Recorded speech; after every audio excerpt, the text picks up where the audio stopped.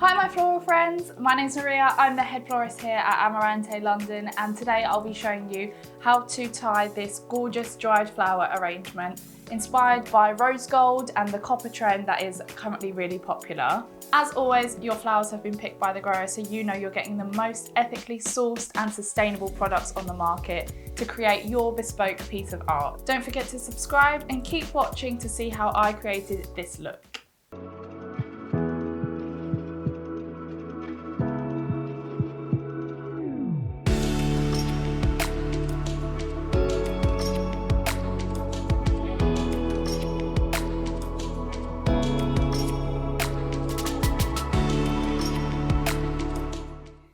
So when you open your box, you will receive some bleached ruscus, some preserved eucalyptus, some pink helico, some dried amaranthus, 7 pink Lagurus, 3 pink helichrysum, 1 dried hydrangea, 1 pink mini spear, and 1 copper fan palm.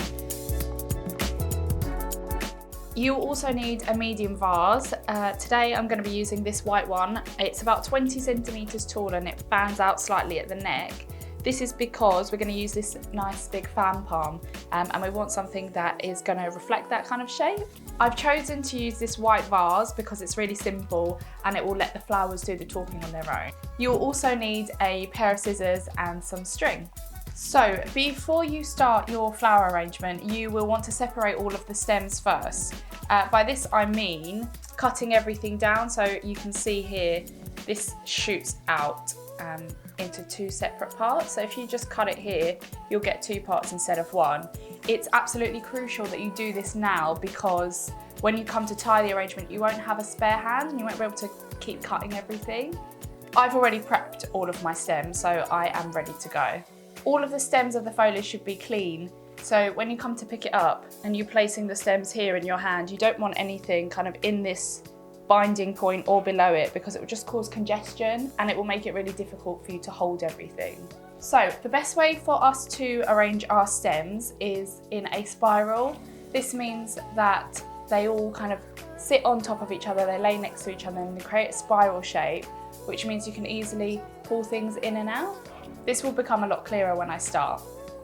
I'm starting with the tallest stem and I'm using this bleached ruscus. So this has got the most height on it. Because I'm making a front facing arrangement, you want all of your flowers to be visible from the back all the way to the front. I'm also mixing that in with a little bit of this preserved eucalyptus, just so that the colours are evenly distributed throughout the bouquet.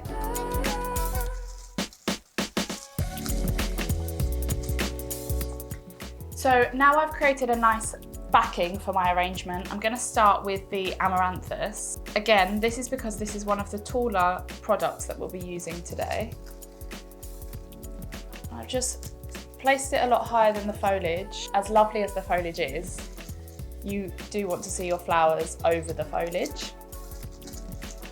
I'm just placing it all to one side. Just making it look like it's kind of trailing off. I'm also using these little bits of foliage just to create space so that the amaranthus isn't all stuck together. So the inspiration for this bouquet came from my love of the 1920s and pinks and velvet, so I really wanted to explore that. At the moment, the 1920s trend has had a massive resurgence and this mid-century theme is becoming quite popular in people's homes. So I was really interested in looking at the different textures between the shiny rose gold that is really popular at the moment against these soft pink textures. So as you can see, I'm turning the bouquet just so that I can get an even view on everything.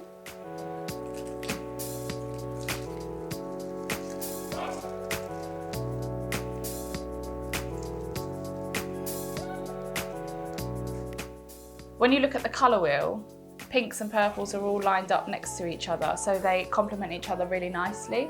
So now I'm going in with these Lagurus, otherwise known as bunny tails. And this is going to really start bringing in that velvet inspiration that I had for this bouquet. They're quite tall, so I'm just using them to balance the Amaranthus. And again, just using some of that foliage to create some space.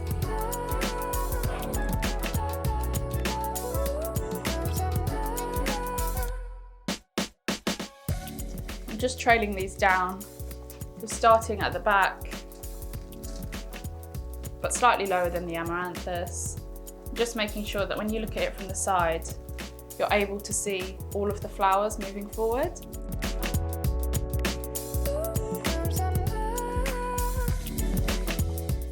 So now I'm going in with this Helichrysum, which is a really pretty pink colour. It also comes in a really dark maroon kind of shade, but I wanted to keep this really quite girly and bright, so that's why I chose these ones.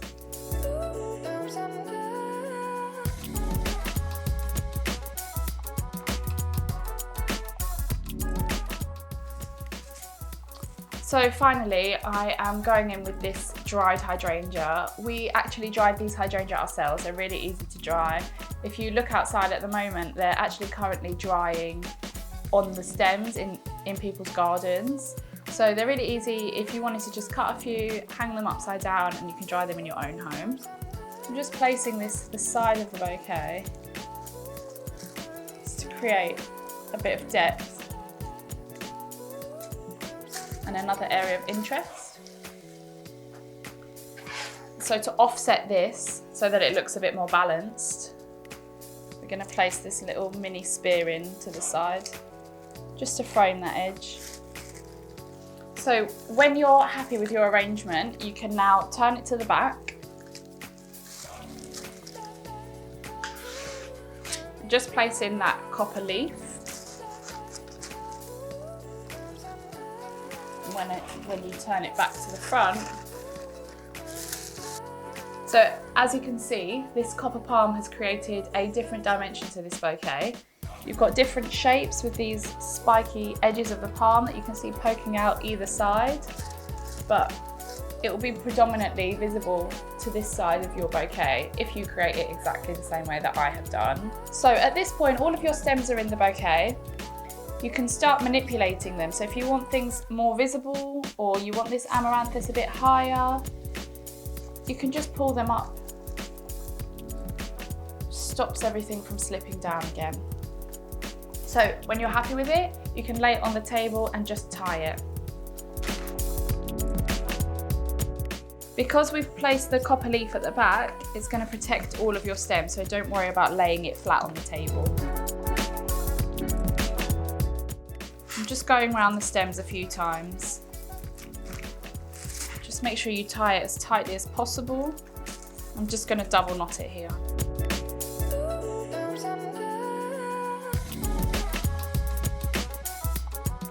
So when you've tied your bouquet, you can grab your vase again. Just take your hand-tied arrangement, measure it against the vase, and just chop it down where you see fit. Pop it in the vase.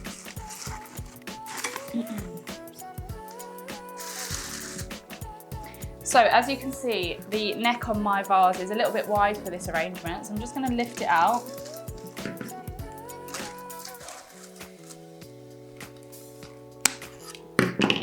Cut the string